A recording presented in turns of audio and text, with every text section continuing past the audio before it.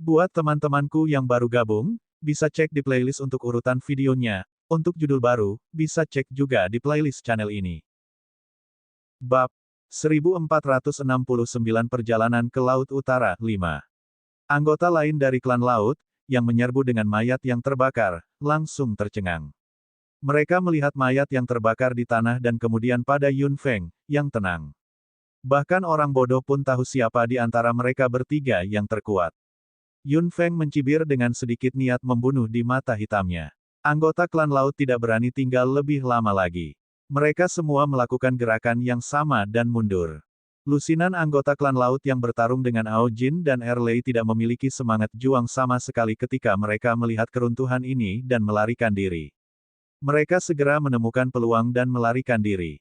Setelah beberapa saat, hanya Yun Feng dan yang lainnya yang tersisa dalam pemandangan kacau ini, serta banyak mayat di tanah yang berlumuran darah. Terkesiap, seseorang tersentak. Yun Feng dan yang lainnya melirik. Mereka masih marah karena entah kenapa mereka terlibat dalam pertarungan saat itu. Mereka bertiga tidak terlihat baik.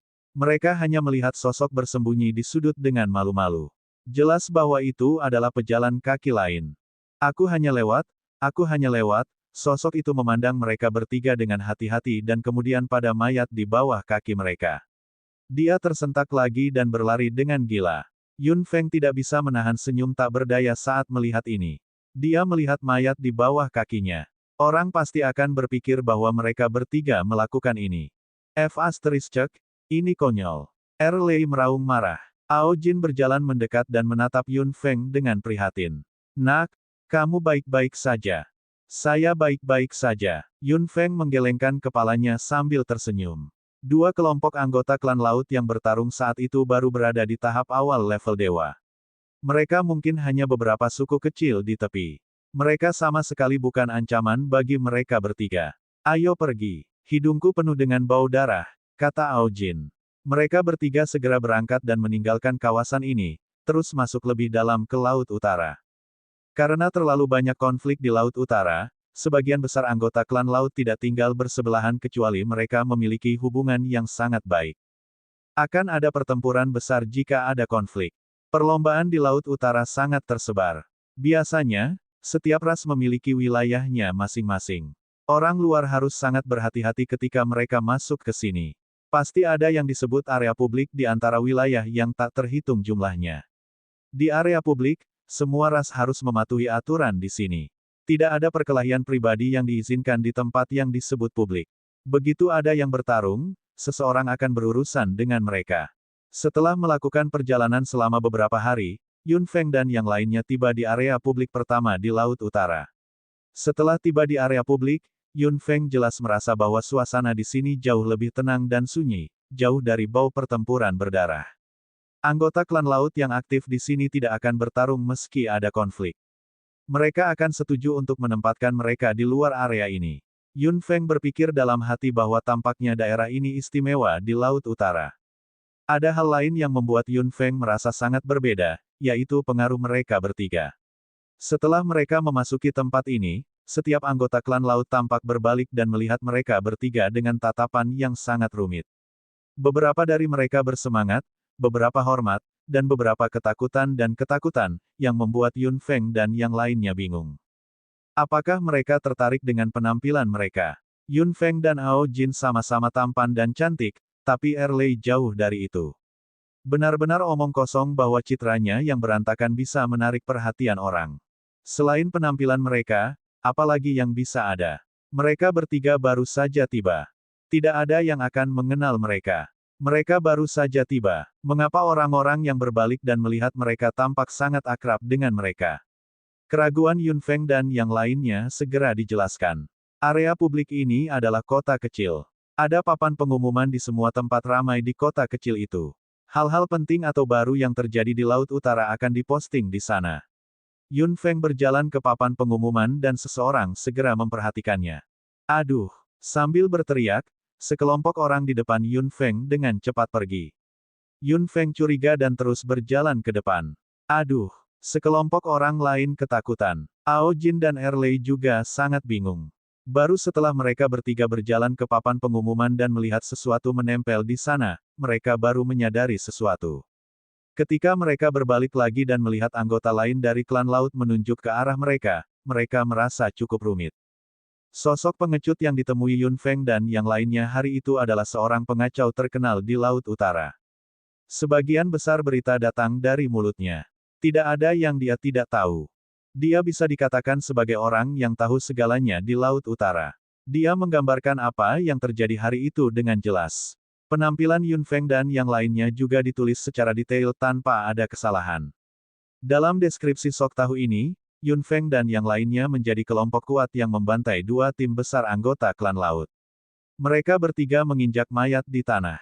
Adegan itu bisa dibayangkan. Tidak heran anggota klan laut itu sangat menghormati mereka. Itu bagus juga, kalau ada yang mengambil inisiatif untuk menimbulkan masalah. Kata Ao Jin. Dia memiliki mata emas, rambut emas dan fitur wajah yang tampan. Dia awalnya seorang pria tampan, tetapi ekspresi garang di wajahnya membuatnya terlihat sedikit lebih ganas, belum lagi Erlei di sebelahnya. Tahu segalanya, Yun Feng memikirkan sosok yang meringkuk yang dia lihat hari itu dan bibir merahnya sedikit melengkung. Dia melirik banyak anggota klan laut yang menonton di samping. Paman genit, Erlei, ayo pergi. Yun Feng berteriak. Mereka bertiga meninggalkan papan pengumuman. Erlei berkata dengan galak, orang yang tahu segalanya itu sangat kejam. Begitu dia mengatakan itu, Yun Feng tiba-tiba melihat sosok yang dikenalnya. Sebelum Yun Feng melakukan apapun, sosok itu melihat Yun Feng terlebih dahulu dan kemudian berbalik untuk lari. Bukankah itu yang tahu segalanya? Mata emas Ao Jin berkilauan dan dia sudah mengejarnya dengan gila-gilaan. Erlei juga mengejarnya dengan kutukan. Setelah mereka bertiga mengejarnya, sosok itu sudah menghilang.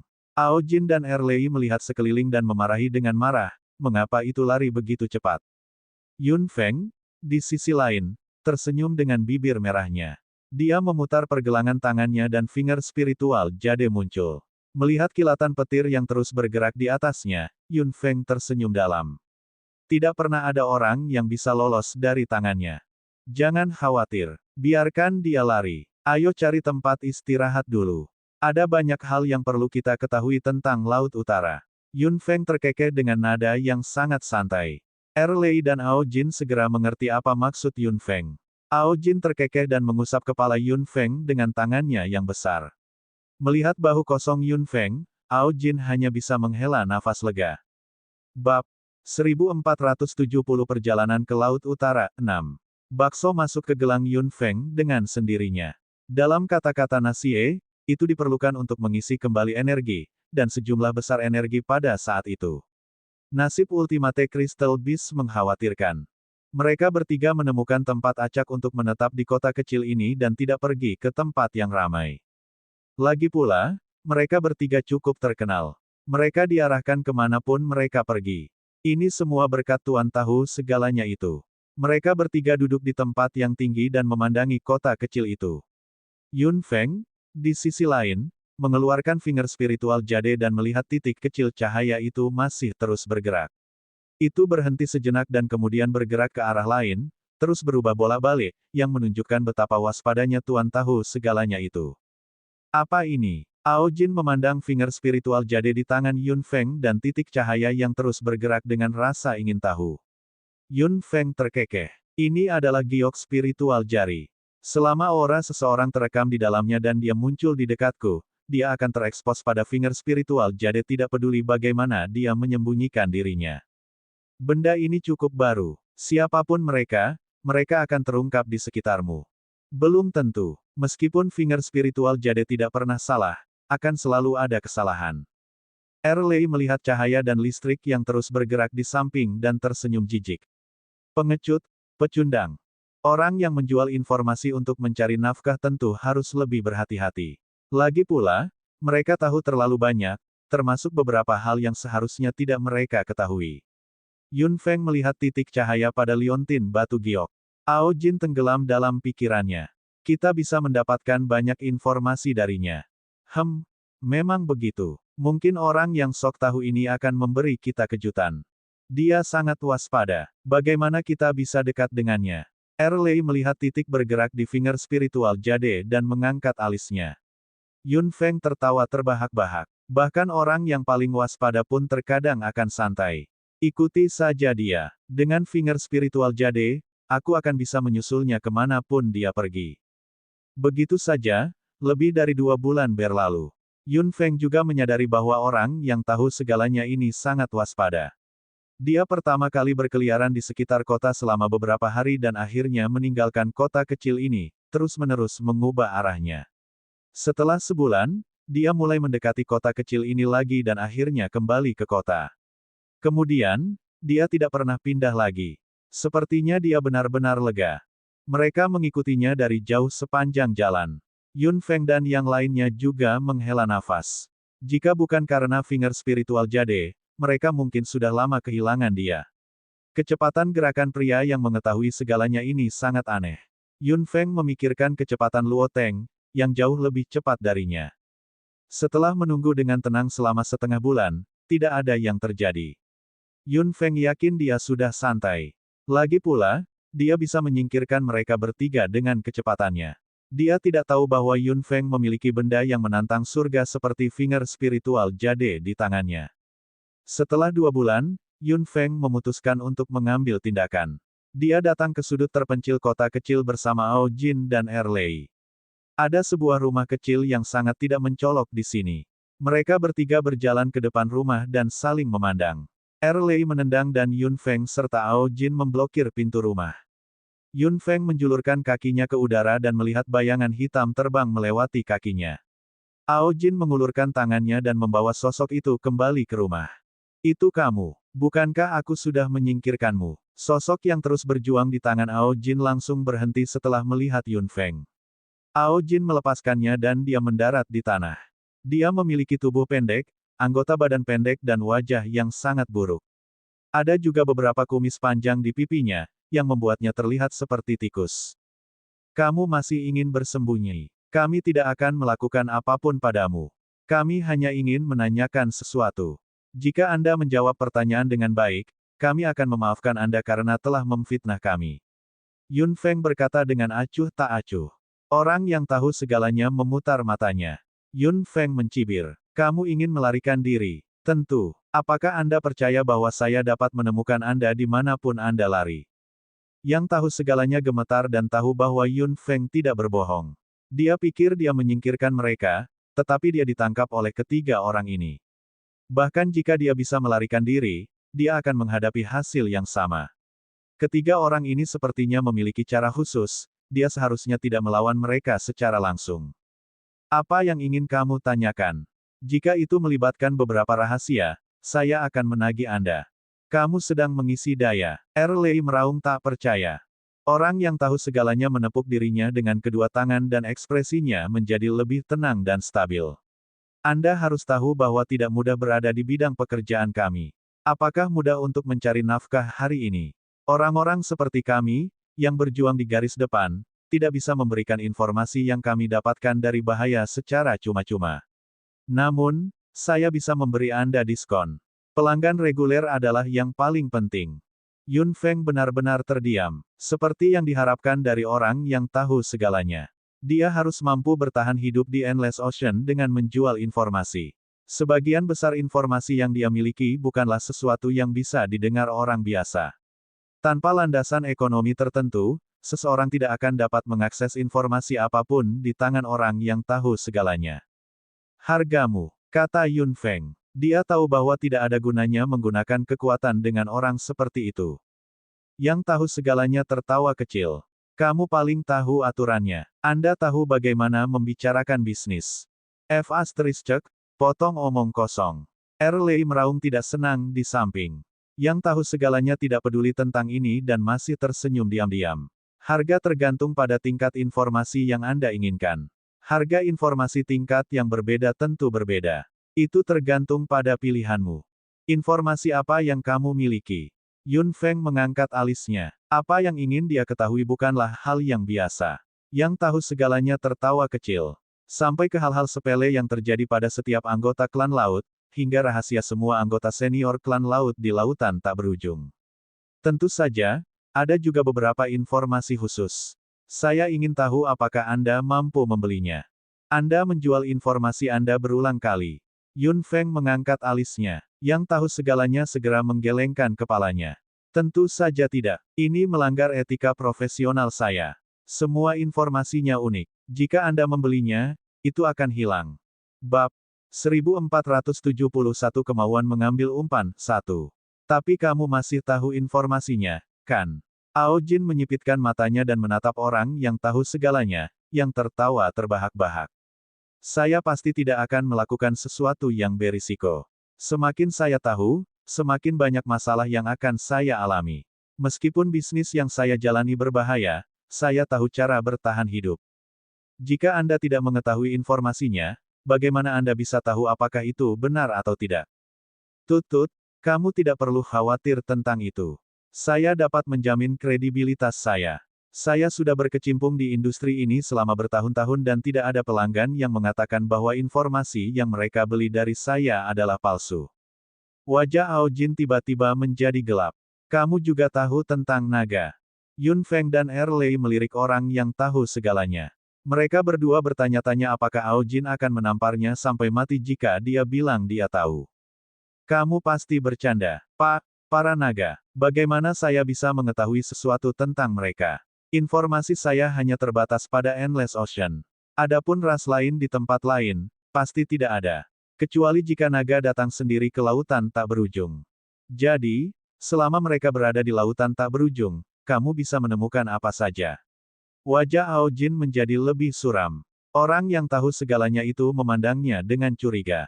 Aku khawatir aku tidak bisa memberitahumu. Lagi pula, ini rahasia bisnis ini. Suara gertakan gigi datang dari mulut Ao Jin. Yun Feng dengan cepat berkata, apakah Anda mendapatkan informasi hanya untuk bisnis? Orang yang tahu segalanya itu langsung sedikit kesal. Tentu saja ada aturan dalam bisnis ini. Kami tidak mengetahui informasi yang kami kumpulkan, jadi kami pasti tidak akan memikirkannya. Namun, pelanggan Anda harus tahu mengapa Anda membeli informasi ini. Yun Feng tidak bisa menahan nafas lega di benaknya. Yang tahu segalanya melanjutkan, apakah Anda membeli atau tidak? Tidak mungkin bagi Anda untuk mendapatkan informasi dari saya secara cuma-cuma. Saya telah melihat semua jenis pembangkit tenaga listrik. Ada banyak orang yang ingin mencuri informasi dari saya.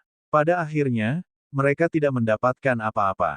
Dia berada dalam bisnis ini, namun dia masih hidup dengan sangat baik sejauh ini. Dia pasti punya caranya sendiri. Melarikan diri mungkin sudah menjadi keterampilan yang diperlukan dan dia yang terbaik dalam hal itu. Saya ingin membeli beberapa informasi, kata Yun Feng. Yang tahu segalanya segera tampak senang. Meskipun beberapa orang ini membuatnya merasa agak aneh, dia akan bodoh jika tidak berbisnis. Aku akan memberitahumu harga secara umum. Misalnya, lokasi geografis, seperti di mana letak sesuatu dan bagaimana menuju ke sana. Informasi umum tersebut adalah informasi level 5. Jika Anda memiliki terlalu banyak pertanyaan dalam kategori ini, saya sarankan Anda membeli peta secara langsung. Ini akan lebih hemat biaya. Erlei dan Ao Jin sedikit tercengang setelah mendengar itu. Dia terlalu pandai membuat bisnis. Yun Feng juga sedikit tidak berdaya. Jika itu tentang orang biasa atau sesuatu yang sepele, atau jika kamu ingin menemukan seseorang, berdasarkan premis bahwa dia berasal dari klan laut paling biasa, informasi seperti itu ada di level 4. Pejabat penting klan laut, yang sedikit lebih mulia dari warga sipil, dan suku yang kuat. Informasi tentang mereka semua ada di level 3. Informasi keluarga kerajaan yang mendominasi klan laut ada di level 1. Ada juga level yang disebut level khusus. Informasi tingkat khusus dihargai secara terpisah tanpa diskon. Bahkan tidak berpikir tentang tawar-menawar dengan saya. Harga informasi akan ditentukan oleh biji. Level 5 adalah 1 ultimate ore, level 4 adalah 10, level 3 adalah 35, level 2 adalah 100, level 1 adalah 150. Kamu merampok kami secara terbuka. Erlei meraung dan yang tahu segalanya meliriknya dengan santai. Ini tidak seburuk yang kamu katakan. Apakah kamu tidak terburu-buru? Jika tidak, Anda tidak akan datang kepada saya. Apakah tidak ada pepatah? Jangan mencari kami untuk informasi yang dapat Anda temukan sendiri. Harga yang diberikan oleh orang yang tahu segalanya bukanlah sesuatu yang bisa dibeli oleh orang biasa. Yun Feng juga menyadari bahwa sangat sulit untuk bergerak di dunia ini tanpa biji. Untungnya, dia tidak perlu khawatir tentang biji pamungkas dan mampu membelanjakannya. Kalau tidak, dia akan benar-benar bingung. Apa informasi khusus yang kamu bicarakan? Yun Feng ingin tahu tentang jiwa darah dan fragmen peta. Ini tentu saja tidak termasuk dalam 5 kategori. Ada 2 jenis informasi khusus. Salah satunya adalah rahasia utama yang kami dapatkan, dan yang lainnya adalah permintaan Anda sendiri. Kami akan membantu Anda mencari tahu. Harga yang pertama baik-baik saja, tapi yang kedua, 500 biji pamungkas adalah harga dasarnya. Anda akan membayar harga yang sama lagi setelah kami menemukan informasinya. Melihat mata berkilauan dari orang yang tahu segalanya, Yun Feng terkekeh. Izinkan saya bertanya kepada Anda. Jika Anda ingin memenangkan laut milik Anda di Laut Utara, apa yang harus Anda lakukan? Mata emas Ao Jin berkilauan. Pertanyaan pertama yang ditanyakan Yun Feng bukan tentang dirinya sendiri, tapi tentang dia, yang membuat Ao Jin sangat tersentuh. Itu membuktikan bahwa Yun Feng telah memikirkan tentang naga. Ao Jin tidak memiliki biji sama sekali, jadi dia pasti harus bergantung pada Yun Feng. Ini masalah biasa. Anda berada di level 5. Orang yang tahu segalanya menarik sempoa ke dalam pikirannya. Ini sangat sederhana. Gunakan kekuatanmu untuk mengusir suku asli kemanapun kamu suka. Setelah Anda berhasil, itu pasti akan menjadi milik Anda. Orang yang tahu segalanya melirik Yun Feng dengan curiga. Apakah menurutmu ini laut lain? Ini Laut Utara. Jika Anda ingin melakukan ini dengan damai, tidak bisakah Anda mencari tempat kosong dan menempatinya? Di Laut Utara, di manakah tempat yang paling tidak berpenghuni? Yun Feng lalu bertanya. Orang yang tahu segalanya menjawab dengan senyum licik. Ini adalah informasi kedua Anda. Di Laut Utara, terdapat cukup banyak kawasan hutan belantara. Perlombaan dapat dikeluarkan kapan saja dan suatu tempat dapat ditempati kapan saja. Semuanya tergantung pada kekuatan ras. Biarkan saya berpikir, jika Anda ingin tinggal di laut ini untuk waktu yang lama, area yang ditempati oleh orang-orang besar itu tentu lebih cocok. Langsung ke intinya, Ao Jin agak tidak sabar. Naga harus menetap di lautan tak berujung, jadi mereka pasti tidak bisa begitu saja. Mereka pasti harus menemukan tempat yang baik untuk bertahan hidup. Ada banyak area sempurna yang cocok untuk kelangsungan hidup jangka panjang di Laut Utara, tapi semuanya ditempati oleh beberapa ras kuat saat ini. Mereka menempati hampir semua area seperti itu, sedangkan ras lain hanya dapat memperebutkan wilayah di area kelas 2 dan kelas 3. Ini juga alasan mengapa selalu ada konflik di Laut Utara. Beberapa ras yang kuat sama sekali tidak membutuhkan area seluas itu, tetapi mereka memiliki kekuatan. Bahkan jika mereka menempati area ekstra, suku lain hanya bisa menelan amarah mereka. Bab 1472 yang bersedia mengambil umpan 2. Bagaimana jika saya menyukai wilayah yang mereka tempati? Yun Feng mengangkat alisnya. Orang yang tahu segalanya tertawa terbahak-bahak. Tentu saja sederhana. Mengambil kembali. Jika Anda memiliki kekuatan, pergi dan lawan mereka 1 lawan 1. Jika suku yang menempati wilayah itu tidak dapat berbuat apa-apa terhadap Anda, mereka pasti tidak memiliki kekuatan untuk merebutnya kembali. Namun, saya harus mengingatkan Anda lagi. Di Laut Utara, jumlah terbesar anggota klan laut memperlakukan wilayah itu sebagai suatu kehormatan. Wilayah yang mereka tempati kurang lebih mewakili seberapa tinggi posisi klan laut di Laut Utara. Ao Jin mendengarkan dengan tenang dari samping, seolah-olah dia sedang mencerna apa yang dia katakan.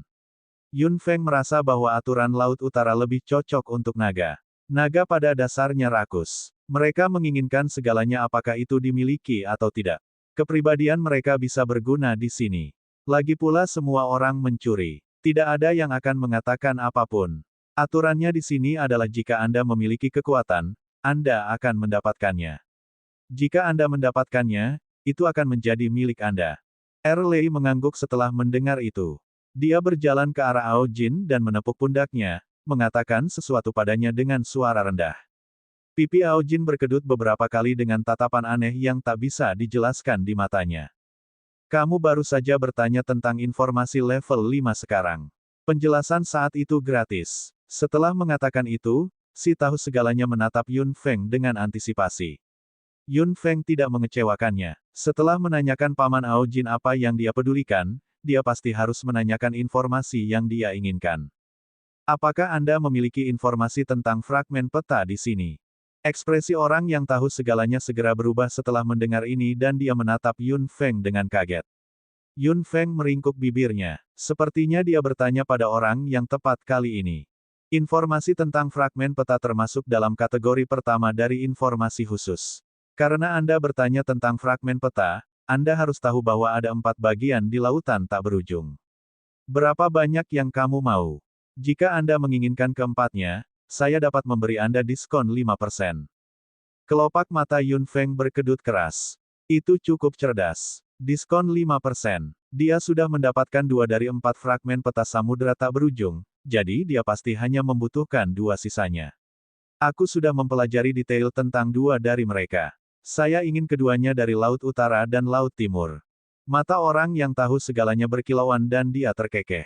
Kalau begitu, harganya tidak akan murah. Fragmen Laut Utara dan Laut Timur adalah yang paling sulit didapat. 2 potong informasi. 1000 biji pamungkas. Aku akan meledakkanmu sampai mati. Erlei langsung marah setelah mendengar itu. Dia melemparkan petir dengan kedua tangan. 1000 biji pamungkas. Apakah mereka mengira Yun Feng adalah pohon uang? Yun Feng mencibir. Dia tidak perlu khawatir tentang biji pamungkas, tapi dia pasti tidak bisa membiarkannya bermain dengannya seperti dia idiot. Yang tahu segalanya mengulurkan tangan dan dengan gesit menghindari serangan Erlei, berkata, 1000. Saya jujur, jika Anda tidak puas, cari orang lain. 1000 memang agak mahal. Jangan menganggapku bodoh. Mata hitam Yun Feng dingin. Yang tahu segalanya tahu bahwa apa yang dia minta saat itu terlalu berlebihan. Dia berpikir sejenak dan berkata, 950 kalau begitu. Saya sudah mengurangi harga banyak. Saya tidak bisa mengurangi lagi. Temukan orang lain jika Anda tidak dapat menerimanya. Erlei masih ingin mengatakan sesuatu, tetapi Ao Jin menghentikannya. Yun Feng berkata, saya masih memiliki sesuatu yang sangat ingin saya ketahui. Jika Anda dapat memberi saya informasi ini, saya akan memberi Anda 3000 biji pamungkas bersama. Bagaimana tentang itu? Haha, pelanggan, jangan menipuku.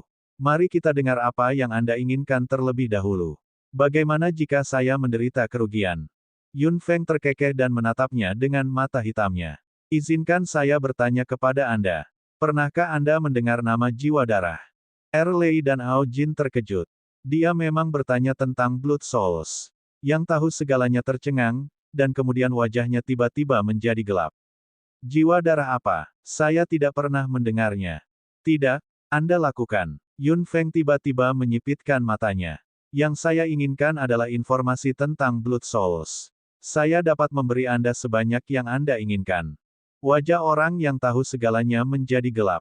Tidak seperti tampangnya yang licik saat itu, suasananya tiba-tiba menjadi jauh lebih khusyuk.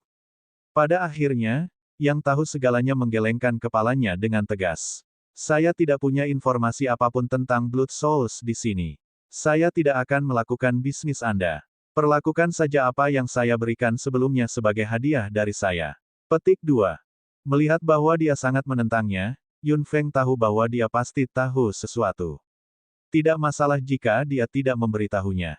Dia akan memberitahunya cepat atau lambat. Kamu tidak mengatakannya karena kamu takut pada mereka. Yun Feng mengangkat alisnya. Yang tahu segalanya memiliki wajah cemberut. Jika kamu bertanya tentang Blood Souls, kamu pasti tahu organisasi seperti apa mereka. Saya sama sekali tidak ingin terlibat dengan mereka. Jika Anda memerlukan informasi tentang mereka, Anda harus mencari tahu sendiri. Desir, tubuh orang yang tahu segalanya tiba-tiba melintas dan berubah menjadi bayangan hitam, tiba-tiba muncul, menghilang dalam sekejap. Aku akan mengejarnya, kata Erlei saat dia hendak terbang, tapi Yun Feng menggelengkan kepalanya dengan acuh tak acuh. Biarkan dia lari. Saya akan tahu apa yang ingin saya ketahui cepat atau lambat. Finger spiritual Jade muncul. Melihat titik cahaya yang terus berkedip di atasnya, Yun Feng tersenyum penuh arti. Orang yang tahu segalanya berpikir bahwa Yun Feng akan membiarkannya pergi begitu saja. Lagi pula, tidak ada dendam di antara mereka. Dia hanya mengaturnya paling banyak sekali, tetapi dia memberitahu mereka banyak informasi gratis nanti. Itu sudah cukup untuk membuat semuanya seimbang.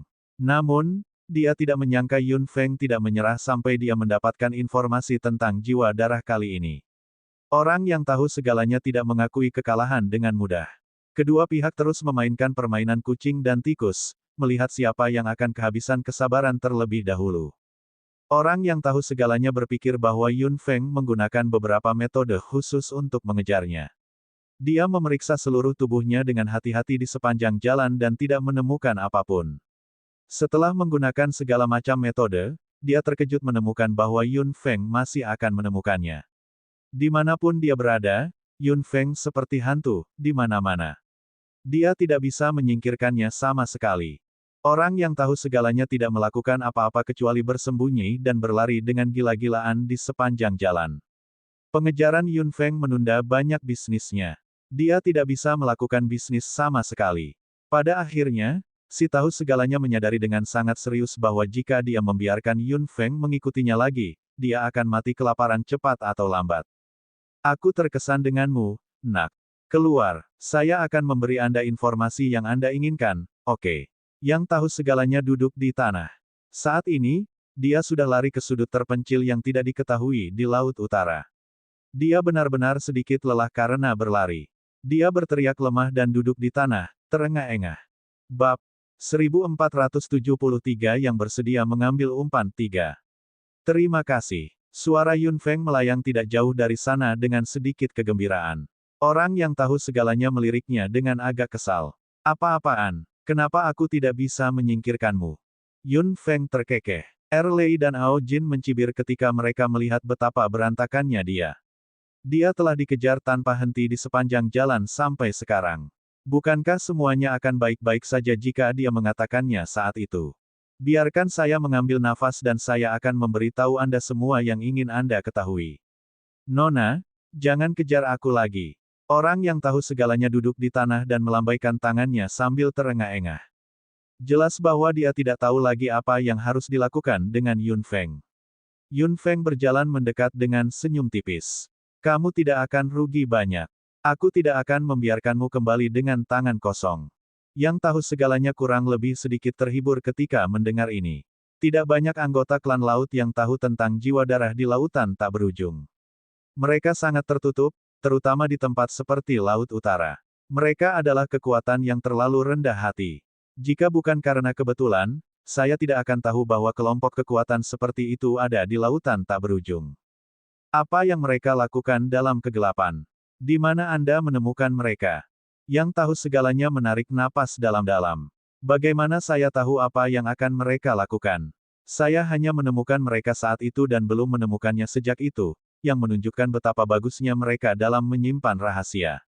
Orang-orang seperti kita tidak dapat mengetahui apapun tentang mereka. Kami bertemu mereka terakhir kali karena kami sedang mencari informasi tentang fragmen peta. Fragmen peta, apakah jiwa darah datang ke lautan tak berujung untuk 4 bagian itu? Jika mereka benar-benar datang untuk mengambil potongan peta, mengapa dia tidak menemui mereka? Bukankah jiwa darah seharusnya lebih tidak sabar? Jadi, seharusnya mereka muncul di Sanglong Canyon. Lebih spesifik, di mana tepatnya Anda bertemu mereka? Ao Jin bertanya dengan sedikit marah. Ada dendam yang tidak dapat didamaikan antara Yun Feng dan Blood Souls. Ada juga dendam antara Ao Jin dan Blood Souls. Jika dia bisa menemukan lokasi yang tepat dari markas Blood Souls di sini, dia pasti akan meratakannya dengan tanah sekaligus. Dia tidak akan membiarkan salah satu dari mereka pergi. Biar kupikir, itu sudah lama sekali. Setidaknya 2-3 tahun, saya ingat itu dekat, wilayah suku Cili. Cabai. Yun Feng mengangkat alisnya dan menjelaskan semuanya. Ada Ciwen dan suku Ciyuan di selatan dan suku Cili di utara. Namun, Ciwen dan Ciyuan bukanlah apa-apa. Dikatakan bahwa suku Cabai adalah cabang yang paling banyak mewarisi garis keturunan naga. Secara relatif, garis keturunan naga di tubuh mereka adalah yang paling murni. Mereka bahkan terlihat mirip dengan naga. Yun Feng terkekeh. Jadi bagaimana jika mereka mirip? Bagaimana mereka bisa dibandingkan dengan naga sungguhan? Benar, bukankah kamu bertanya tentang fragmen peta tadi? Pecahan peta di utara ada di tangan suku Cili. Wilayah yang ditempati oleh suku Chili juga merupakan yang terbesar dan paling cocok untuk kelangsungan hidup jangka panjang di Laut Utara. Setelah mendengar itu, Yun Feng sudah membuat keputusan di benaknya. Dia harus pergi ke suku Chili untuk semuanya.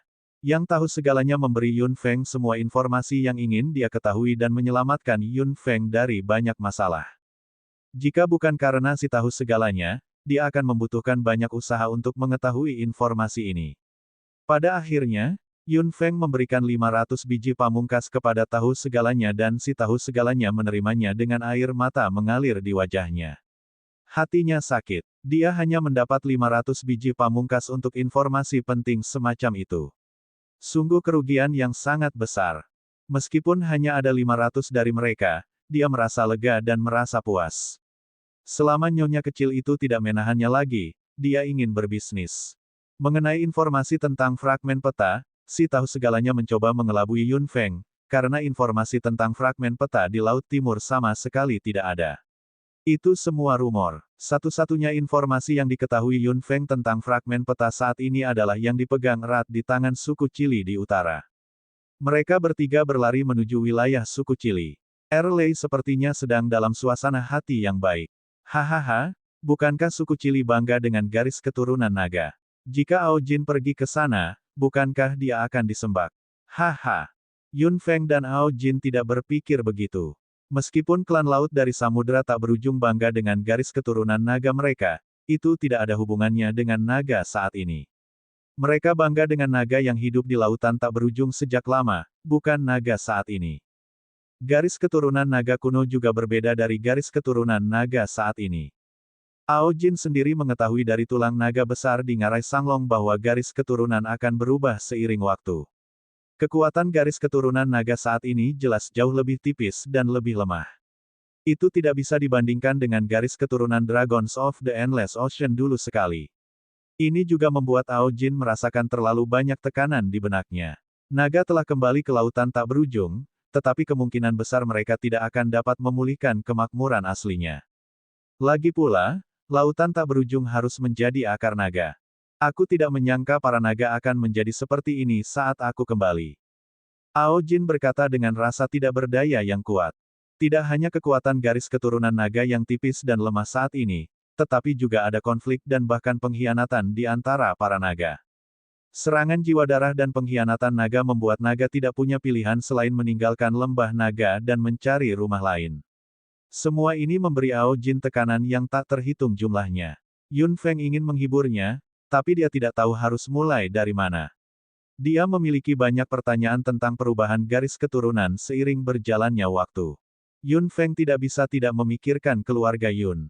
Garis keturunan pemanggil dari keluarga Yun sepertinya tidak dibatasi oleh peraturan ini. Tampaknya selama distimulasi, garis keturunan ini akan terbangun. Setelah dibangunkan, garis keturunan pemanggil akan meletus dengan kekuatan yang mencengangkan. Misalnya, Yun Feng dan pemanggil kedua yang lahir di keluarga Yun, Yun Qingchen. Bagaimana dengan 3 keluarga lain selain keluarga Yun? Apakah mereka seperti keluarga Yun? Atau apakah mereka secara bertahap menurun? Setidaknya, Yun Feng yakin bahwa salah satu dari 4 keluarga kuno di dunia manusia perlahan memudar dalam arus waktu. Apakah mereka bisa kembali ke puncak lagi tergantung pada kemampuan mereka.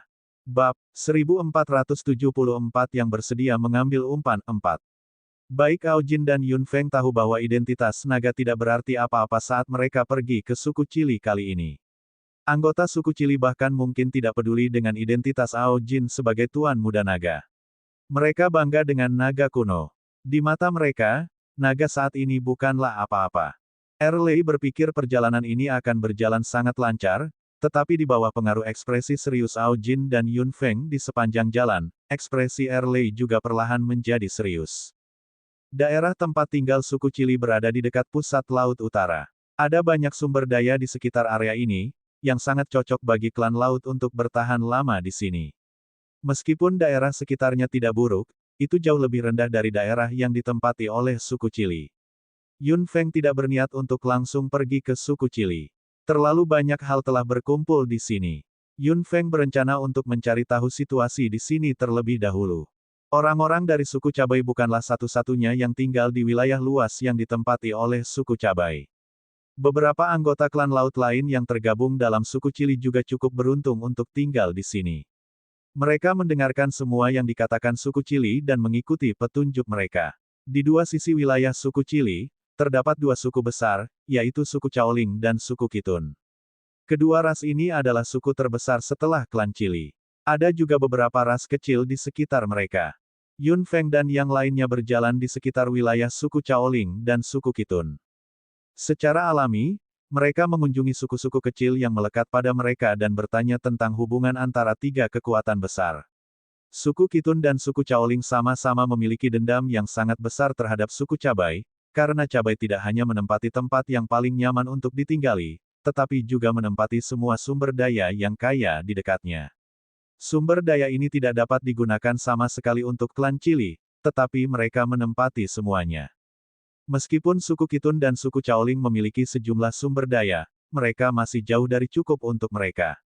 Mereka akan memperjuangkannya dengan kekuatan mereka sendiri.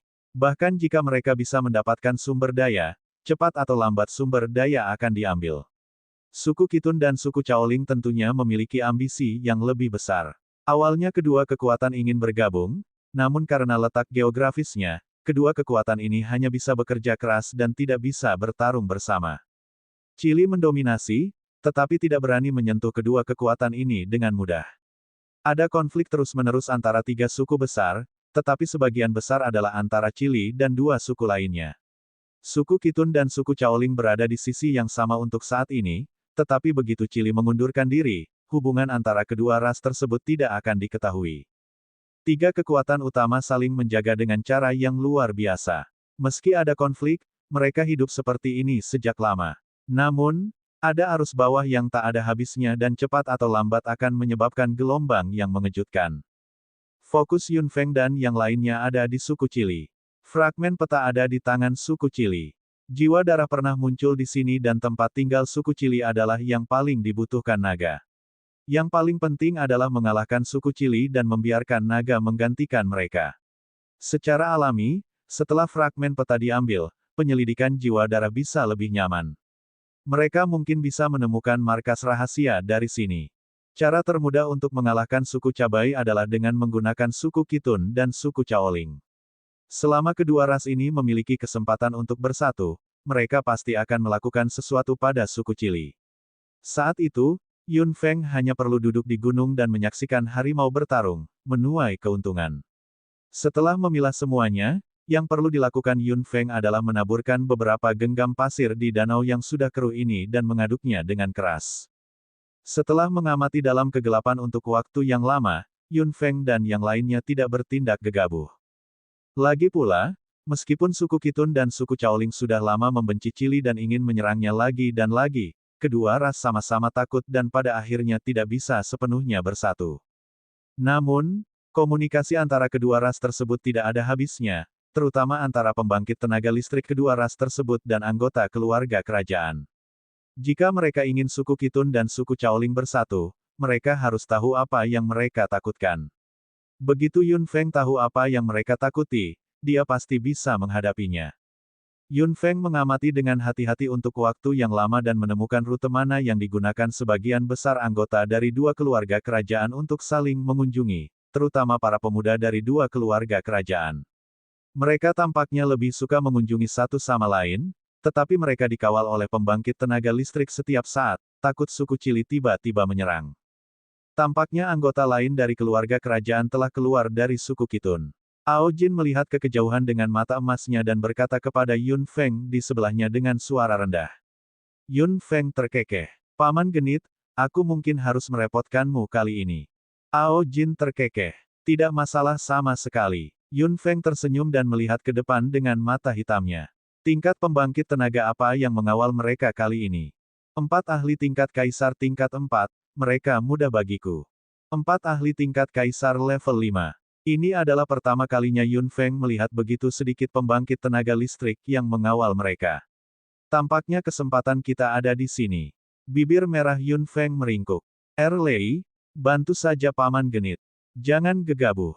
Mengerti. Ao Jin, ayo pergi. Erlei meraung penuh semangat. Ao Jin melintas dan terbang.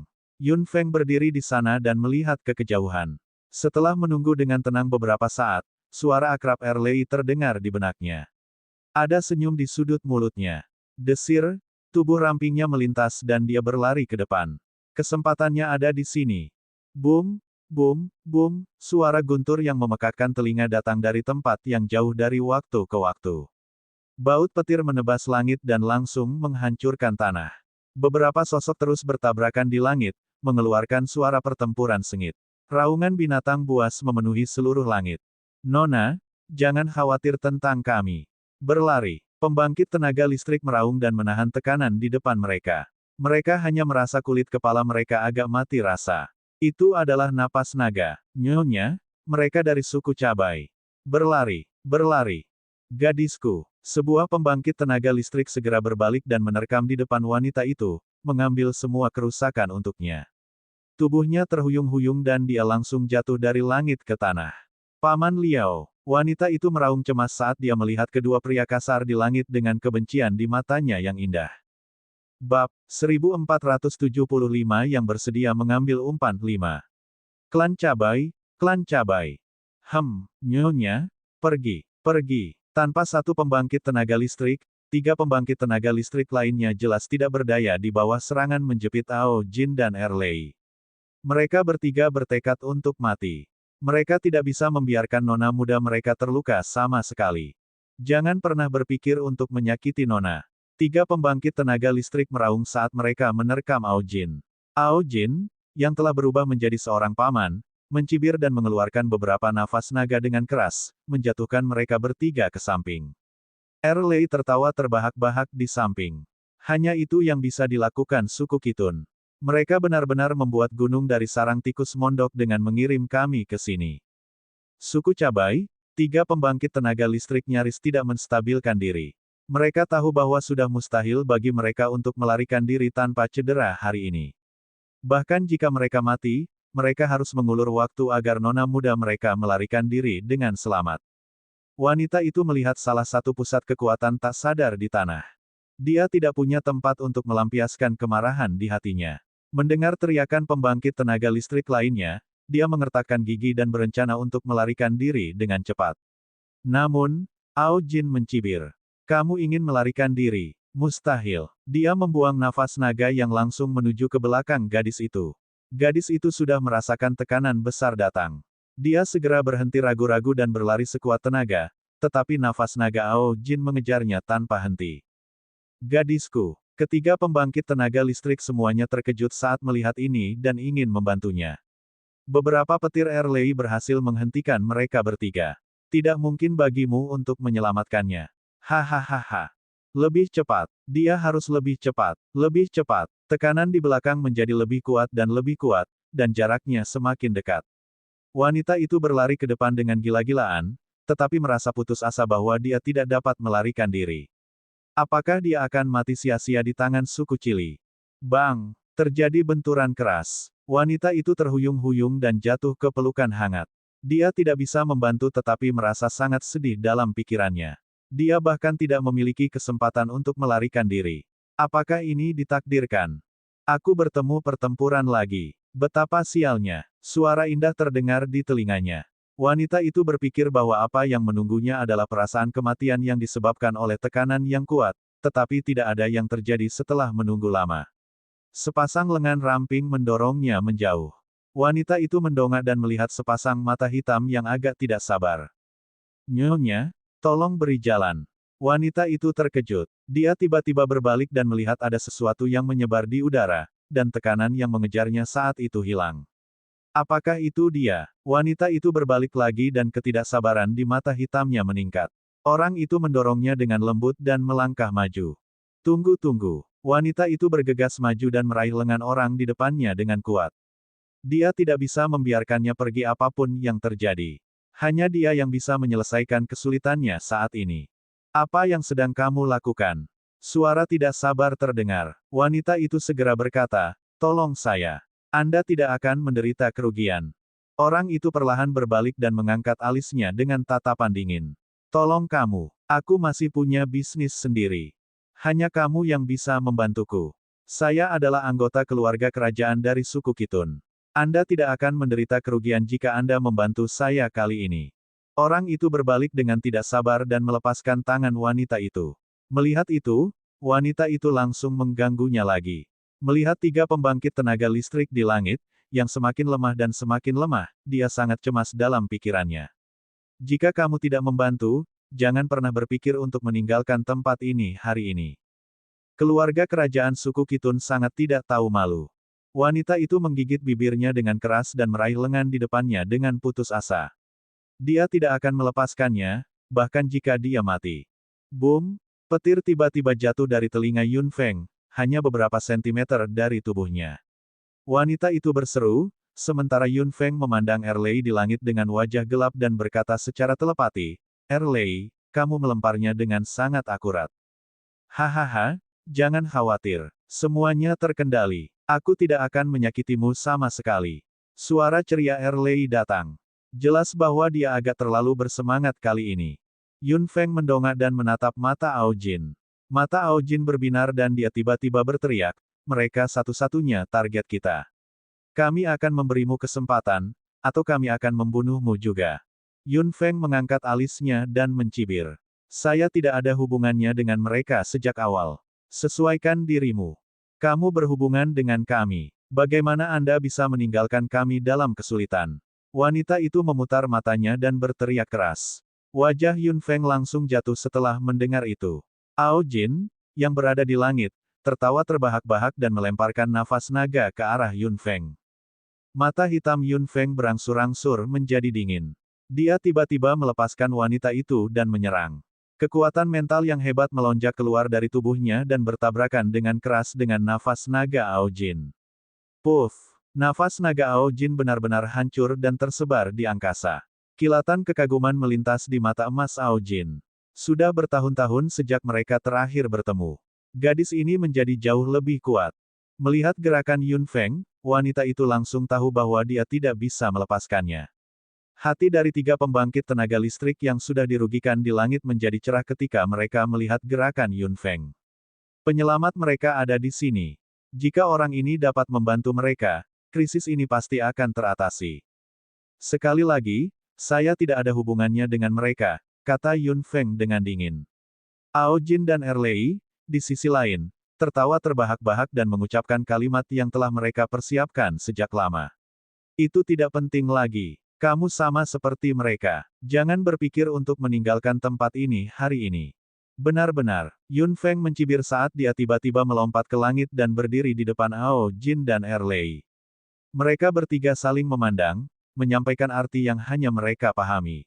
Yun Feng melihat ketiga pusat kekuatan suku Kitun dan Nona Muda, yang sudah panik, dari sudut matanya. Bibir merahnya meringkuk pada sudut yang tidak bisa mereka lihat. Sangat bagus. Semua ikan sudah memakan umpannya. Jika itu masalahnya, aku tidak harus berdiri dalam upacara bersamamu, kata Yun Feng. Ao Jin dan Erlei juga tersenyum sambil berpikir. Mereka bertiga mengulurkan tangan dalam pemahaman diam-diam dan 3 kekuatan sengit bertabrakan dengan sengit di area yang mereka kendalikan. Ledakan. 3 pembangkit tenaga listrik dan Nona Muda itu menyaksikan dengan gugup. Gelombang kekuatan menyebar dengan ganas di langit, menciptakan angin yang tidak bisa dijelaskan. Setelah angin, Yun Feng adalah satu-satunya di langit. 3 pembangkit tenaga listrik dan Nona Muda itu tiba-tiba menghela nafas lega. Yun Feng melihat ekspresi mereka. Bab 1476 yang bersedia mengambil umpan 6. Tarik jaring. Kamu tidak bisa pergi. Beberapa sosok dengan cepat berdiri di depan Yun Feng. Yun Feng melihat ketiga pembangkit tenaga dari suku Kitun yang terluka dalam pertempuran saat itu dan mengangkat alisnya. Dia melirik yang lain yang tergeletak di tanah dan belum bangun. Kamu tidak bisa menghentikanku. 3 pembangkit tenaga listrik tampak sangat malu. Nona Muda itu dengan cepat berjalan mendekat. Nyonya, tolong jangan pergi dulu. Yun Feng tidak mengatakan apa-apa. Untuk memegang ikan dengan kuat di tangannya, dia harus bermain keras untuk mendapatkannya. Sikapnya tepat. Seperti yang saya katakan, saya hanya lewat. Urusanmu bukan urusanku. Meskipun tidak ada hubungannya denganmu, Nyonya, kamu sudah terlibat. Orang-orang yang menyerangmu saat itu berasal dari suku Cili. Selama mereka mengira Anda berhubungan dengan kami, mereka tidak akan melepaskan Anda. Wanita itu dengan cepat berkata dan memperhatikan ekspresi Yun Feng. Melihat Yun Feng mengerutkan kening, dia segera berkata lagi, "Nyonya, Anda tidak bisa menghindarinya lagi. Karena kami melibatkan Anda, suku Kitun pasti akan membantu Anda. Daripada menghadapi bahaya suku Cili dari waktu ke waktu di masa depan, lebih baik Anda bergabung dengan suku Kitun." Tiga pembangkit tenaga listrik memandang nona muda mereka dengan kagum. Yun Feng terkekeh, tapi rasa dingin di wajahnya tidak berkurang. Sangat sulit bagi mereka untuk membunuhku. Ya, tidak ada keraguan tentang kekuatanmu, tapi sulit bagimu untuk melawan seluruh suku Cili sendirian, bukan? Yun Feng menatap wanita di depannya dalam-dalam. Melihat bahwa Yun Feng tampak terombang-ambing, wanita itu berkata dengan gembira di wajahnya, "Tuan, kali ini Anda menyelamatkan hidup saya. Suku Kitun tidak akan menganiaya Anda. Siapa kamu di suku Kitun? Bisakah Anda berbicara untuk mereka?" Wanita itu terkekeh. "Saya putri kerajaan dari suku Kitun dan satu-satunya putri. Kamu bisa memanggilku Yanran. Jika kamu seorang putri, mengapa hanya ada 4 pembangkit tenaga listrik yang mengikutimu?" Yanran agak malu. Yun Feng mengangkat alisnya dan mengerti bahwa suku Kitun pasti menyembunyikan sesuatu. "Tidak apa-apa jika kamu tidak memberitahuku. Saya tidak tertarik untuk mengetahuinya." Yanran menghela napas lega. "Suku Kitun pasti akan memperlakukanmu dengan baik, Nyonya. Suku Kitun pasti akan membayar Anda karena telah menyelamatkan nyawa kami kali ini." Yun Feng meliriknya, tetapi dia tahu dalam benaknya bahwa adegan ini sangat sukses. Ikan-ikan ini tidak bisa lepas dari jaring yang dia buat lagi. "Kamu mengatakan bahwa suku cabai itu kasar dan tidak masuk akal. Saya akan mengalami masalah tanpa akhir di masa depan. Jadi, kamu ikut." Yun Feng mengangguk pelan. Tiga pembangkit tenaga listrik lainnya semuanya lega. Yanran segera berkata, "Apa tujuan perjalanan Anda, Nyonya? Mengapa Anda tidak mengunjungi suku Kitun terlebih dahulu?" Yun Feng memandangi tiga pembangkit tenaga listrik di depannya dan mengangguk dengan wajah dingin. Dia pasti tahu apa yang dipikirkan Putri Yanran. Salah satu dari 4 pembangkit tenaga listrik tewas dan 3 lainnya juga terluka parah. Jika sesuatu terjadi lagi, mereka tidak akan bisa melawan sama sekali. Mereka hanya menggunakan dia sebagai perisai ketika mereka menyeretnya. Tiga pembangkit tenaga dari suku Kitun dengan cepat membantu orang yang berada di bawah. Orang di tanah tidak bereaksi, tapi auranya masih ada. Yun Feng melirik pria itu. Paman flirtatious sepertinya memukulnya terlalu keras, tapi untungnya, dia selamat. "Nona, haruskah kita membawanya pergi?" Tiga pembangkit tenaga listrik memandang rekan mereka dengan sakit hati. Yanran juga terlihat berkonflik. Haruskah mereka membawanya pergi? Apa peluang untuk bertahan hidup? Perjalanan menuju suku Kitun masih sangat jauh. Jika sesuatu terjadi lagi, mereka tidak akan bisa merawatnya. "Nyonya, apa yang kamu katakan tadi?" Yanran memandang Yun Feng dengan penuh semangat. Yun Feng berkata, "Aku berkata, masih ada harapan. Nyonya, bisakah dia benar-benar diselamatkan?" "Benar-benar." Tiga pembangkit tenaga listrik lainnya bertanya dengan semangat di wajah mereka. Mereka berempat adalah saudara baik yang tumbuh bersama. Mereka akan benar-benar merasa tidak enak jika mereka meninggalkannya di sini. Mereka juga sangat kesal dalam pikiran mereka, tetapi mereka tidak menyangka nyonya ini akan mengatakan bahwa masih ada harapan. Yun Feng melirik orang-orang ini dan kurang lebih merasa sedikit menyesal. Lagi pula, dialah yang menyutradarai adegan ini, bukan suku Cili yang mereka kira. Dia memutar pergelangan tangannya dengan lembut dan sebotol ramuan kehidupan tingkat Master Bintang 3 yang sempurna muncul di tangan Yun Feng. Anggota suku Kitun semuanya melebarkan mata saat melihat ini. Mereka tidak percaya bahwa tuan yang kuat ini juga seorang apoteker. Yun Feng melemparkan ramuan itu ke tiga pembangkit tenaga listrik. "Minumlah. Dia akan baik-baik saja." Tiga pembangkit tenaga listrik mengisi ramuan kehidupan ke dalam pria itu dengan penuh semangat. Setelah beberapa saat, pembangkit tenaga listrik yang tidak sadar perlahan membuka matanya. "Paman Liao, kamu sudah bangun." Yanran berteriak kegirangan. Mendengar jawaban lemah Paman Liao, dia benar-benar lega. "Sekarang kamu sudah bangun, ayo pergi," kata Yun Feng dengan santai sambil menatap Yun Feng dengan rasa terima kasih. Yun Feng melambaikan tangannya. "Tidak perlu mengatakan apa-apa lagi. Aku tidak ingin mendapat masalah lagi. Ayo cepat." Meskipun ekspresi Yun Feng dingin dan kata-katanya kejam, ada kehangatan di telinga anggota klan laut ini.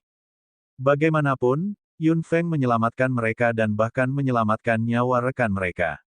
3 pembangkit tenaga listrik mendukung rekan mereka, yang berangsur-angsur menjadi lebih baik, di sepanjang jalan menuju wilayah suku Kitun. Semua orang jauh lebih santai di sepanjang jalan. Mereka khawatir klan Cili akan mengejar mereka, tetapi mereka tidak menyangka tidak akan ada gelombang di sepanjang jalan. Secara alami, itu harus damai. Ini semua adalah pertunjukan yang disutradarai oleh Yun Feng. Sepanjang jalan, Putri Yanran bahkan lebih antusias dengan Yun Feng. Seseorang yang bisa dengan santai mengeluarkan ramuan berkualitas tinggi seperti itu jelas bukan pembangkit tenaga listrik biasa. Dia bahkan sangat murah hati. Tentu saja, Yun Feng juga mengungkapkan bahwa dia adalah seorang apoteker, yang lebih mengejutkan Putri Yanran. Jika dia ingin dihargai oleh suku Kitun, dia harus menunjukkan kekuatan yang nyata. Setelah kembali ke suku Kitun dengan selamat, Yun Feng akhirnya merasa bahwa apa yang dikatakan Putri Yanran bukanlah kebohongan sama sekali. Saat mereka tiba, keluarga kerajaan suku Kitun terguncang dan mereka segera keluar untuk menyambutnya. Jelas betapa mereka sangat menyayangi Putri Yanran. Yun Feng cukup beruntung melihat anggota keluarga kerajaan suku Kitun. Seperti yang diharapkan, mereka semua laki-laki. Yanran benar-benar satu-satunya putri di antara generasi muda. Bab 1477 Bagaimana mungkin dia, 1. Kakak, kamu kembali. Beberapa anggota termuda dari generasi muda bergegas maju dan memeluk Yanran dengan erat. Yanran juga bersemangat. Semua anggota generasi muda berkumpul. Meskipun mereka semua terlihat sangat cemas, sulit untuk mengatakan apa yang sebenarnya mereka pikirkan. Kamu pasti orang kuat yang menyelamatkan Yanran. Raja suku Kitun terlihat sangat ramah dan kata-katanya cukup lembut. Yun Feng mengangguk dan melirik seorang wanita yang berdiri di sampingnya. Dia menilai Yun Feng dengan kecurigaan di matanya, yang sangat tidak sopan. Bagaimana aku harus memanggilmu? Saya Feng Yun. Kamu sepertinya bukan dari Laut Utara. Wanita itu, yang telah lama mengamati Yun Feng, akhirnya berkata dengan nada yang jauh lebih tajam. Yun Feng terkekeh. Aku tinggal di selatan. Kamu berasal dari suku mana? Mengapa Anda datang ke Laut Utara? Yun Feng mengangkat alisnya dan tidak mengatakan apa-apa. Raja suku Kitun terbatuk. Baiklah, apa yang kamu lakukan? Yang mulia, meskipun dia menyelamatkan Yanran, semuanya terjadi terlalu kebetulan. Mengapa seseorang dari Laut Selatan datang jauh-jauh ke utara? Dan dia kebetulan menyelamatkan Yanran. Dia, Tuan Feng kebetulan lewat. Lagi pula, akulah yang memaksanya datang ke suku Kitun. Jangan gunakan tipu muslihatmu pada Tuan Feng.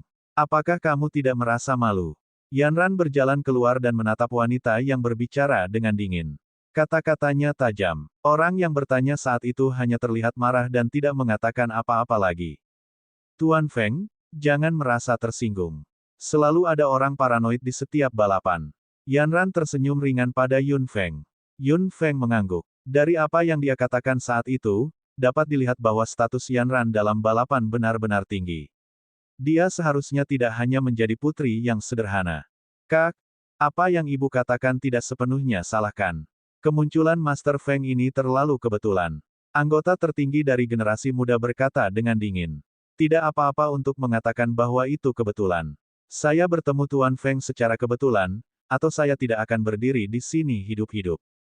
Untung Yanran sudah kembali. Tidak ada lagi yang penting. Tuan Feng, bisakah kamu tinggal di klan untuk saat ini? Raja suku Kitun melambaikan tangannya dan menghentikan pertengkaran, tertawa kecil pada Yun Feng. Yun Feng mengangguk. Yanran mengangkat kepalanya dan berkata dengan keras, Ayah, bisakah kamu membiarkan Tuan Feng tinggal bersamaku? Yah, Raja suku Kitun jelas agak tidak rela. Yun Feng mengangkat alisnya. Apakah dia takut dia akan menyakiti Yu Yanran? Tidak apa-apa. Setiap tempat akan dilakukan. Aku tidak akan lama di sini. Yun Feng menolaknya dan Yanran tertawa kecil. Maka kamu akan tinggal di dekatku. Tuan Feng, Anda adalah penyelamat saya. Yun Feng melihat bahwa anggota lain dari keluarga kerajaan tampaknya memiliki keraguan dalam pikiran mereka.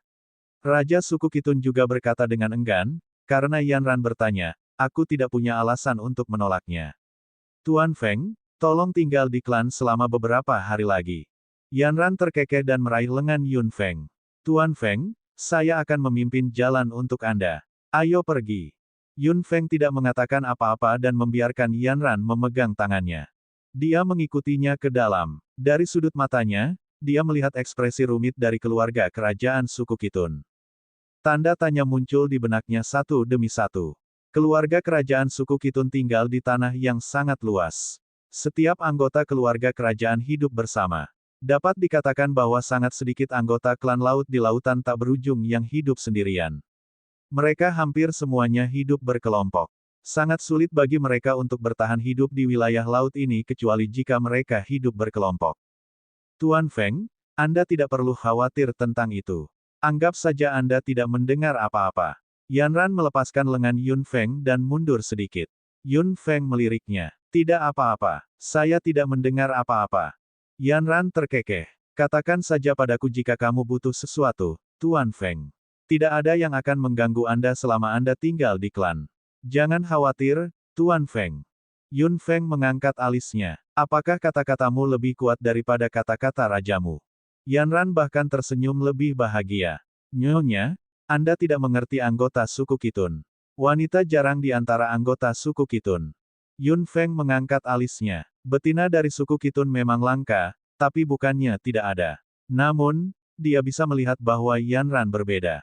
Tampaknya putri dari suku Kitun yang dia selamatkan, kali ini tidak sesederhana kelihatannya. Tampaknya jika dia ingin mendapatkan kepercayaan dari suku Kitun, dia hanya perlu mendapatkan kepercayaan dari Yanran. Tuan Feng, ini tempatmu. Saya tinggal sangat dekat. Katakan saja padaku jika kau butuh sesuatu. Yanran tersenyum bahagia. Baiklah, aku akan memanggilmu Feng Yun dan kamu akan memanggilku Yanran. Yun Feng mengangguk dan berbalik untuk masuk. Yanran, di sisi lain, menyaksikan Yun Feng pergi sambil tersenyum. Setelah dia masuk, ekspresi khusus melintas di wajahnya. Untuk masa depan suku Kitun, dia sangat membutuhkan Feng Yun. Sangat banyak. Secara tidak sengaja, Yun Feng tepat sasaran. Ao Jin dan Erlei tidak bisa muncul lagi. Yun Feng sendirian. Selama 2-3 hari pengamatan terhadap anggota suku Kitun, seperti yang dikatakan Yanran, tidak ada satupun anggota suku Kitun yang mengganggunya. Atau lebih tepatnya, tidak ada anggota suku Kitun yang datang ke daerah tempat tinggal Yanran. Setelah Yanran kembali ke anggota suku Kitun, dia sering berjalan-jalan. Anggota suku Kitun cukup menghormatinya. Anggota suku Kitun memang sangat dekat dengan suku Caoling. Yun Feng mengamati dalam kegelapan dan menemukan bahwa interaksi antara kedua ras sangat dekat. Mereka sering berinteraksi. Mungkin saat dia bertemu Yanran, dia baru saja kembali dari suku Caoling. Kedua ras memiliki hubungan dekat, tetapi mereka hanya berinteraksi dengan anggota senior keluarga kerajaan. Orang lain sama sekali tidak tahu apa yang mereka bicarakan dan mereka memiliki tindakan perlindungan yang cukup ketat. Namun, semua ini adalah permainan anak-anak untuk Yun Feng. Setelah berhasil memasuki wilayah keluarga kerajaan, dia tentu harus memanfaatkan kesempatan itu. Feng Yun, suara Yanran terdengar. Yun Feng mendongak. Kamu sepertinya sedang dalam suasana hati yang baik hari ini. Yanran terkekeh. Saya baik-baik saja. Apakah Anda terbiasa tinggal di sini? Apakah ada yang Anda butuhkan? Yun Feng menggelengkan kepalanya. Semuanya baik. Jarang damai. Itu bagus. Yanran memandang Yun Feng dan sepertinya ingin mengatakan sesuatu, tetapi ragu-ragu. Yun Feng mengangkat bibirnya. Apa yang ingin Anda katakan? Bab 1478 Bagaimana mungkin dia, 2. Yanran tersenyum. Anda menyelamatkan hidup saya. Apa yang bisa dilakukan suku Kitun untuk Anda? Katakan saja. Yun Feng mengangkat alisnya. Itu hanya kebetulan. Jika benar-benar ada yang bisa Anda lakukan untuk saya, itu untuk menghindari gangguan dan pelecehan dari klan Cili. Yanran menghela nafas dan menjadi serius. Suku Cabai, bagaimana suku Kitun bisa menjadi pasangan mereka sekarang? Yanran mengangkat kepalanya dan menatap Yun Feng dalam-dalam. Suku Kitun tidak memiliki kekuatan besar sepertimu. Menguji. Ada senyum di mata Yun Feng. Ada banyak pusat kekuatan suku Kitun. Saya seorang penyendiri. Aku tidak suka terlibat dalam masalah rumit seperti itu. Haha, kamu benar. Kalau tidak, Anda tidak akan bepergian sendirian. Yanran tersenyum lagi, seolah dia tidak ingat undangannya saat itu. Yun Feng dengan cerdik menghindarinya, yang membuat Yanran sedikit putus asa di benaknya. Pada saat ini, seorang pelayan masuk. Nona, semuanya ada di sini. Kamu satu-satunya yang tersisa. Katakan pada mereka aku akan segera ke sana. Pelayan itu pergi. Yanran tersenyum malu. Aku sangat menyesal. Sepertinya aku harus pergi. Tidak apa-apa. Jika Anda memiliki sesuatu untuk dilakukan, lakukanlah. Yun Feng tersenyum ringan. Yanran bangkit dan pergi. Melihat punggung Yanran saat dia pergi, Yun Feng menunggu sebentar dengan tenang. Tubuhnya tiba-tiba melintas dan dia sudah memasuki Istana Naga. Istana Naga langsung berubah menjadi setitik debu dan melayang keluar rumah, mengikuti cara Yanran pergi. Setelah mengejar Yanran, dia dengan gesit menempelkan dirinya pada pakaiannya dan semuanya baik-baik saja. Bagaimana itu? Apakah itu berjalan dengan baik? Begitu Yun Feng muncul, Ao Jin bertanya dengan agak gugup. Yun Feng mengangguk. Itu berjalan cukup baik. Suku Cili berhasil disalahkan. Meskipun beberapa orang di suku Kitun mencurigainya, mereka semua ditindas oleh Yanran. Dia seharusnya tidak sesederhana seorang putri. Ao Jin mengerutkan kening. Yun Feng setuju. Memang, Raja suku Kitun bukanlah yang paling dihormati. Sebaliknya, Putri Yanran adalah orang yang diam-diam menghubungi suku Caoling. Sepertinya kita tepat sasaran, kata Ao Jin dengan gembira. Yun Feng juga tersenyum. Memang, mereka telah memukul paku di kepala kali ini. Tidak butuh banyak usaha. Ao Jin sedikit terpana saat melihat senyum Yun Feng. Nak, kamu tidak terluka dalam pertempuran itu, kan? Meskipun Ao Jin mengendalikan kekuatannya, dia masih takut dia akan menyakiti Yun Feng. Yun Feng menggelengkan kepalanya sambil tersenyum. Saya baik-baik saja, jangan khawatir. Ao Jin mengangguk saat mata emasnya berkilauan. Keduanya tiba-tiba terdiam. Yun Feng mengamati gerakan di luar Istana Naga dengan hati-hati, sementara Ao Jin menatapnya dengan tegas. Saya tidak pernah bertanya, bagaimana kabar Paman Yun? Apakah darah naga emasku membebaninya? Yun Feng mengerutkan bibirnya. Ayah baik-baik saja. Jika bukan karena darah Paman Genit saat itu, saya khawatir dia akan kehilangan nyawanya. Dengan bantuan elemen cahaya Kulanyi, perpaduan darah berjalan sangat lancar. Satu-satunya hal yang ayahku khawatirkan saat ini adalah dia semakin muda. Haha, aku tidak tahu bahwa perpaduan darah naga emas ke dalam tubuh manusia memiliki efek seperti itu. Yun Feng menatap wajah tampan Ao Jin. Ao Jin tidak berubah sama sekali setelah bertahun-tahun, seolah waktu tidak meninggalkan jejak apapun padanya. Paman Flirtius tidak berubah sama sekali. Ao Jin memandang Yun Feng sambil berpikir. Nak, kamu sudah banyak berubah. Kamu telah tumbuh lebih tinggi, dan kamu bahkan lebih cantik. Yun Feng agak malu. Ini adalah proses pertumbuhan normal manusia. Mengapa Ao Jin terdengar seperti seorang ayah yang meratapi putrinya? Ao Jin tiba-tiba memikirkan Kulanyi dan menggertakkan giginya lagi. Yun Feng mendengar suara gertakan gigi yang jelas dan menatap Ao Jin dengan curiga. Ao Jin berhasil tersenyum dan berjalan ke samping. Kulanyi, lain kali aku melihatmu, aku pasti tidak akan membiarkanmu dengan mudah. Yun Feng melihat Ao Jin berjalan ke samping dan menggumamkan sesuatu. Dia sedikit mengernyit. Apa yang Paman Genit bicarakan? Di suatu tempat, sepasang mata yang tadinya tertutup, langsung terbuka. Scarlet dan hitam murni terus terjalin di mata. Seseorang menekan matanya dengan lembut dengan jari rampingnya. Ketika dia membukanya lagi, warna merahnya benar-benar hilang, hanya hitam pekat. Masih agak sulit, Kulanyi mendesah pelan. Dia melihat tangannya. Sudah ada pola merah di telapak tangannya, berputar-putar seperti naga kecil.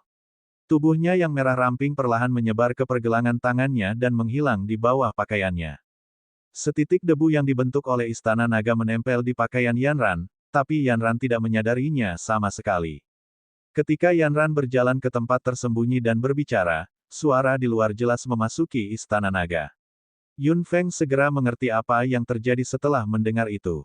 Yanran, kamu akhirnya di sini. Kami sudah menunggu. Yanran terkekeh dan duduk. Paman Jiu, kamu terlalu baik. Ini salahku karena membuatmu menunggu. Senang sekali kau ada di sini.